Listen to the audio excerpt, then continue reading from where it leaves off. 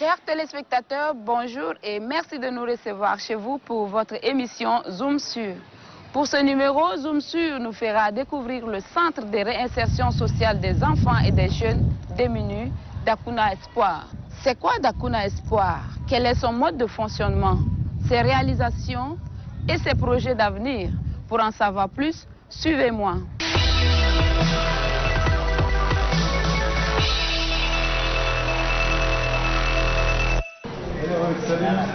Salut, bonjour. Comment allez-vous? Ça va bien? Ça va aussi? Ça va bien, je veux faire Dakuna Espoir. Merci.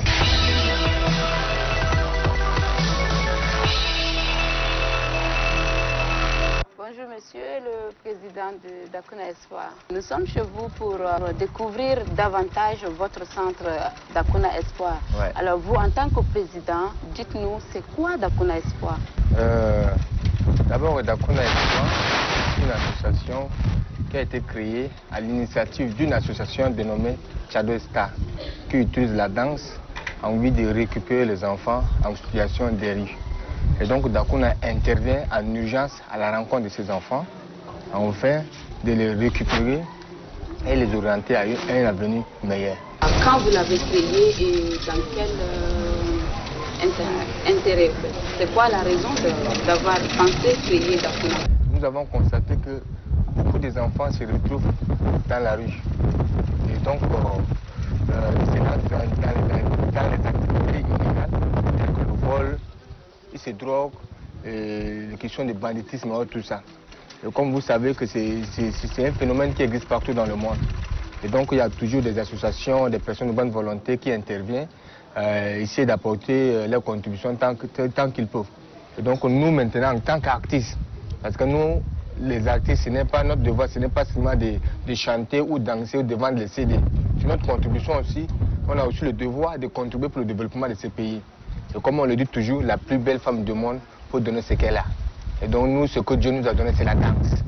Et donc cette danse que nous avons utilisée, enfin d'aller à la rencontre de ces enfants. Justement, parlant de la danse, pourquoi vous n'avez choisi que la danse comme stratégie pour pouvoir maintenir ces enfants dans ce centre? Vous voyez, la danse, c'est un art, un sport, un divertissement, et comme toute autre activité thérapeutique. Donc la danse permet, c'est un langage corporel qui permet à ce que ces enfants puissent exprimer les passions. C'est-à-dire, ça exprime aussi l'âme d'une personne.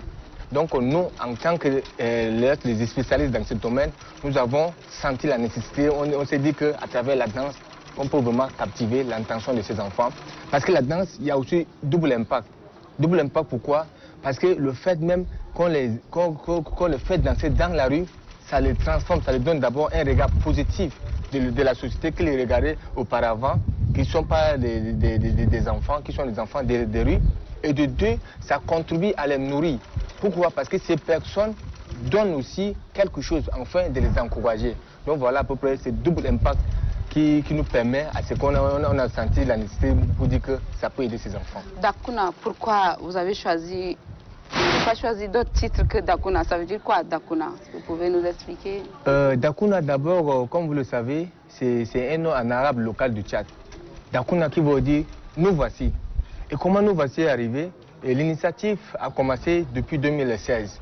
Vous voyez, c'est toujours à travers la danse qu'on intervient en urgence à la rencontre de ces enfants. Donc pour nous, il n'est pas encore préférable à ce qu'on les appelle enfants de la rue. Parce que la rue n'a jamais enfanté et qu'on vient tous d'une maison, d'une famille. Et donc, on ne savait pas quel nom qu'on allait donner à ces enfants. On a beaucoup fait les recherches. Comme vous le voyez, on a beaucoup cherché. Donc, on s'est randonné avec ces enfants dans leur terrain à 14 h.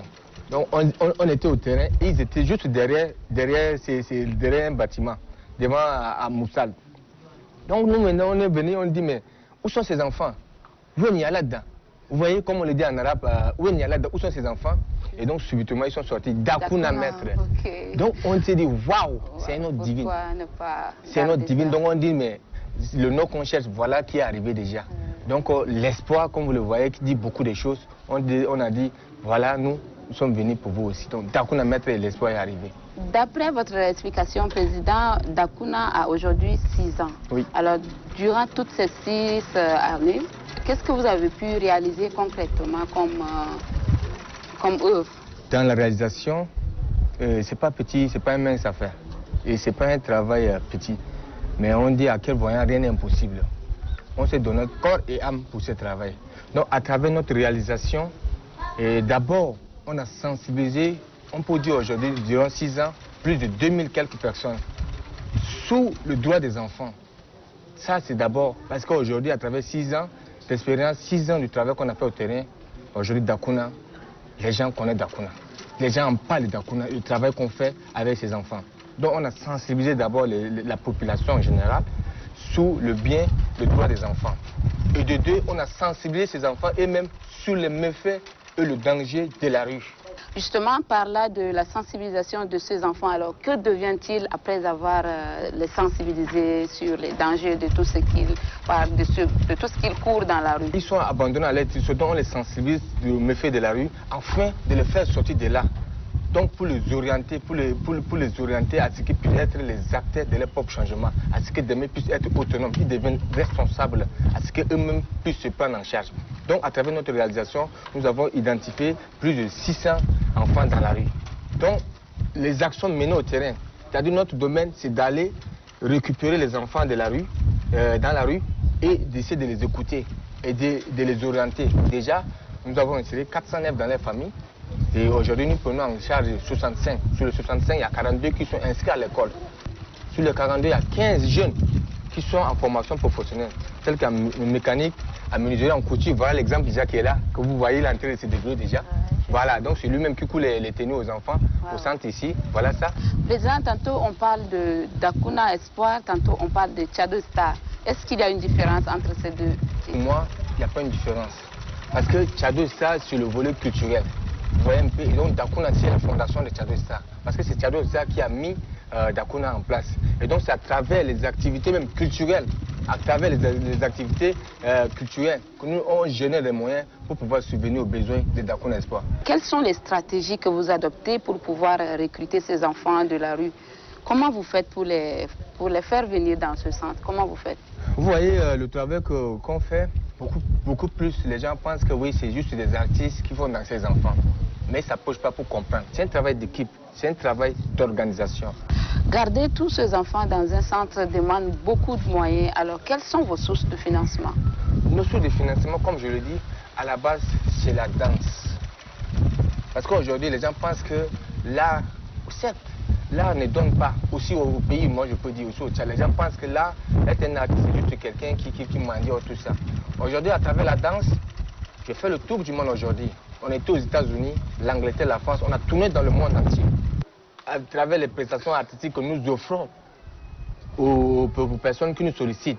Et donc, c'est ce qui nous permet à ce qu'on puisse avoir quelque chose, subvenir aussi à nos besoins et de mettre un volet dans la fondation, c'est-à-dire l'association qu'on a mis pour aider ces enfants. Si vous pouvez aussi nous dire quelles sont les difficultés que vous rencontrez. Vous voyez, depuis 6 ans aujourd'hui que nous travaillons avec ces enfants, nous n'avons pas encore une autorisation de notre gouvernement. C'est la première chose qui nous touche. D'abord, vous voyez que les enfants, s'ils sont dans la rue, ils sont à la responsabilité du gouvernement. Et donc, nous, on a pris ces risques, aller les récupérer, enfin de les changer, de les transformer. Et si quelque chose arrive à Malais, vous savez tout de suite, le bien qu'on fait, personne ne va voir. Nous, on serait enfermés. Personne ne peut voir.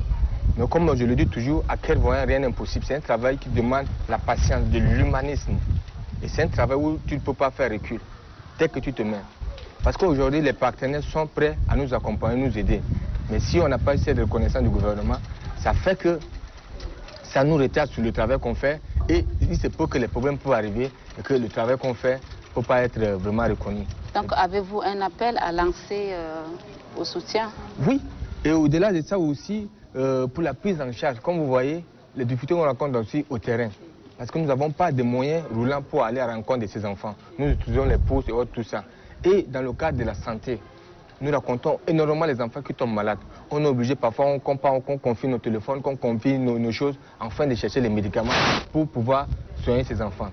Dans la réinsertion familiale de ces enfants, il y a les parents irresponsables qui refusent ces enfants. Et donc notre objectif, ce n'est pas de maintenir les enfants au centre, mais de les réinsérer dans la famille. Ils refusent les enfants. Il faudrait que l'autorité puisse être derrière nous pour nous accompagner dans ce côté. Donc nous racontons énormément les difficultés. Ce que moi je peux dire est que tout ce que nous demandons est que le gouvernement puisse comprendre le travail, le bien fondé du travail qu'on fait. Au début, certes, les gens n'ont pas compris en pensant que c'est juste la danse qu'on fait danser les enfants, on les exploite. Les gens rencontrent, mais sans toutefois s'approcher, c'est pas facile. Dans ce domaine de travail on a besoin du ministère de la Santé, de la Justice, de l'Éducation, de la formation professionnelle et en même temps le ministère tutelle de l'action sociale. Donc c'est un travail gouvernemental. Nous voulons que le gouvernement puisse comprendre le bien fondé du travail que nous menons. Avez-vous des projets d'avenir à court, long et moyen terme? Notre projet à court terme, c'est de transformer vraiment ces enfants. C'est de les réinsérer dans leur famille. C'est d'abord ça à court terme. C'est d'abord de les réinsérer dans leur famille. Ça c'est notre projet. Maintenant nous voulons aussi, dans le cadre de réinsertion, ce n'est pas seulement de les laisser comme ça, mais de les accompagner. Parce que notre projet à long terme, de ne pas revoir encore ces enfants retourner dans la rue, à ce qu'ils puissent être autonomes, les acteurs de leur propre changement, à ce qu'eux-mêmes puissent prendre ces relèves, d'aider aussi, de contribuer à aider les familles. On constate toujours qu'il y a encore quelques têtes d'enfants dans la rue. Quel message vous avez à adresser à l'endroit de ces enfants?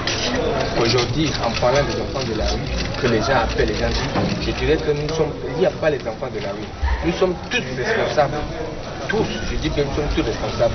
Nous avons ce droit, ce devoir aussi, d'une part, de contribuer au bien-être de ces enfants. Chers téléspectateurs, pour nous faire découvrir davantage, nous ferons une visite guidée.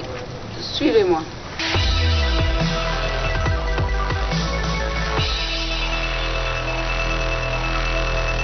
Chers téléspectateurs, nous vous rappelons que nous sommes avec l'intendant du centre Dakuna Espoir et il nous parlera sans doute des rigueurs ou bien des conduites à tenir de ces enfants dans ce centre.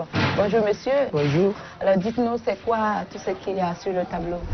Sur le tableau, ça c'est notre règlement du centre. 8h00, ça c'est l'ouverture du porte. Oui. Il est interdit de porter les couteaux. Ici, il est interdit de bagarrer, interdit de jouer de goumar, interdit de fumer la cigarette, interdit ici pour s'insulter. Ici, c'est la liste des enfants. Ici, c'est la liste des élèves. Ça, c'est le planning de repas. Donc, à 8h30, ils prennent la bouillie. À 13h30, ils font le dîner. Et 18h30, ça, c'est le souper. Ici, ça, c'est la liste pour le travail. Planning par jour. Il y a chaque groupe qui doit travailler le matin. Il nettoie, fait la salubrité. Ici, ça, c'est la liste ceux qui sont à la formation. Ça, c'est le programme de la semaine du travail. D'accord. Alors, oui. Qu'est-ce qu'on peut continuer à découvrir du centre davantage? Ok, ici, c'est le dortoir. Avant, on avait eu des dons avec les plans des armées françaises. Nous avons fabriqué des lits en bois juxtaposés avec des matelas. Lorsque nous étions à Chagua, au moment de déplacement ici, tous les lits sont cassés. Il n'y a pas de moustiquaire ici? Il n'y a pas de moustiquaire. Donc, tous les lits sont cassés. Maintenant, on est dans la note que les enfants dorment.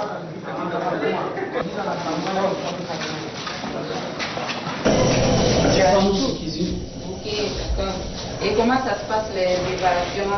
C'est par tour de rôle ou bien c'est la seule dame qui prépare? C'est la seule dame qui prépare.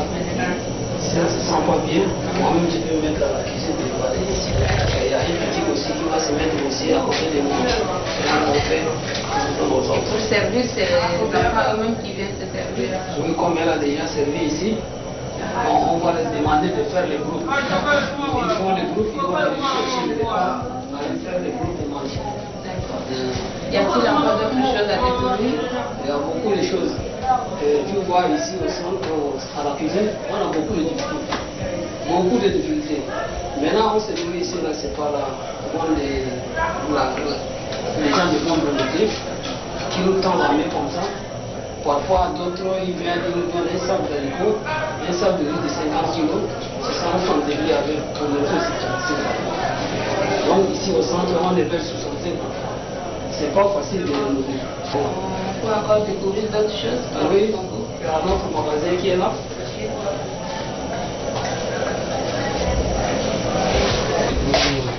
C'est ça notre magasin. Comme vous voyez, notre magasin maintenant est vide.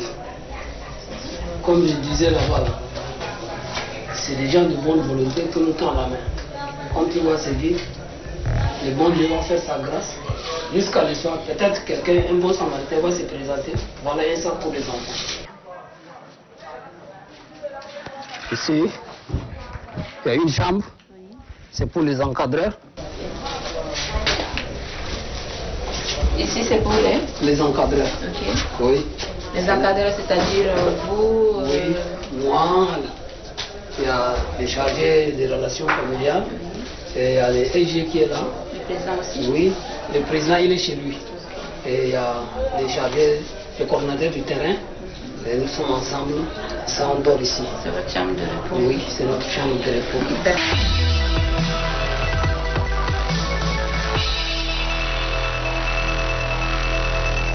Ça, c'est les chargés des relations familiales. Tiens, ça tombe bien, nous allons aussi nous entretenir avec lui pour l'instant. Ok, merci. Merci beaucoup. Que faites-vous de ces enfants après leur insertion dans le centre? On les réinsère. On cherche d'abord leur famille et si on arrive à trouver, on les réinsère à travers cette fiche encore, si on trouve les parents. Chers téléspectateurs, nous sommes avec le secrétaire général du centre Dakuna Espoir. Dites-nous, comment ça se passe l'organisation éducative de ces enfants dans ce centre Dakuna? Après le travail de terrain, les artistes, les sociologues nous amènent les enfants qui le confient à un psychologue envoyé par copie qui échange d'abord avec ces enfants pour voir tout ce qu'il y a comme trouble ou bien tout ce qu'ils auront comme traumatisme et tout ça. Et lorsque nous aurons déjà un statut mental de l'enfant, c'est ça qui nous permet de l'insérer dans un programme éducatif. Donc le temps que l'enfant passe dans la rue fait qu'il aurait perdu beaucoup de ce qu'il aurait appris et à travers les mauvaises fréquentations et tout ça, donc il prend des mauvaises habitudes. Donc le tout, c'est d'abord de le remettre sur les rails et à travers cet entretien. Et ensuite, nous avons élaboré un programme d'activité qui va de l'éducation spirituelle pour donner aux enfants la crainte de Dieu, le respect des valeurs morales et spirituelles. Et après ce travail, nous avons aussi des éducateurs, ceux qui font aussi le cours d'alphabétisation. Parce que la plupart des enfants, le temps qu'ils ont passé dans la rue ne leur permet pas d'aller à l'école. Donc il y a un test de niveau. Et quand on connaît déjà le niveau de l'enfant, il suit des cours d'alphabétisation pour le préparer à aller à l'école. Il y a aussi des enfants qui désirent des formations professionnelles. Et donc, ces enfants-là, nous avons aussi un programme d'activités citoyennes, on appelle le parcours citoyen, qui est une gamme d'activités réunissant plusieurs thématiques à savoir la société, l'environnement, l'hygiène, l'adolescence, la puberté et tout ça. Tous ces thèmes qui permettent à l'enfant de faire évoluer ce comportement, d'avoir un comportement positif vis-à-vis de la société pour qu'il puisse mieux réintégrer dans la société et pour qu'il puisse aussi avoir un métier qu'il puisse faire afin d'être autonome. Chers téléspectateurs, la découverte continue. Rendez-vous tout à l'heure à l'espace Fest Africa pour une suite de la découverte. Suivez-nous.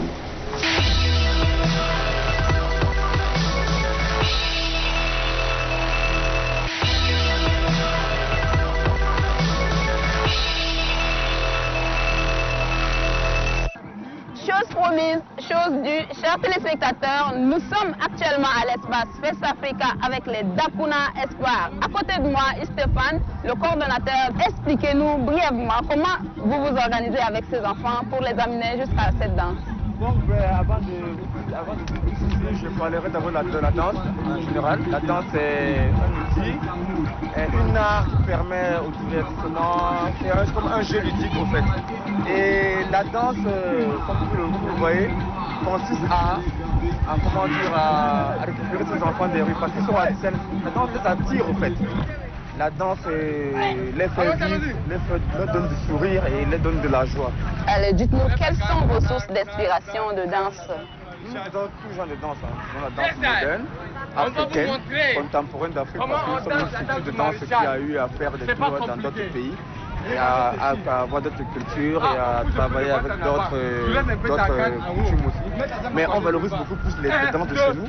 On valorise aussi le mbilé qui est du sud, le mbilé qui est chez les Sarakaba, le gourna, le walbazaka. On travaille tout genre de danse et on fait un mix, on appelle ça tapa dance.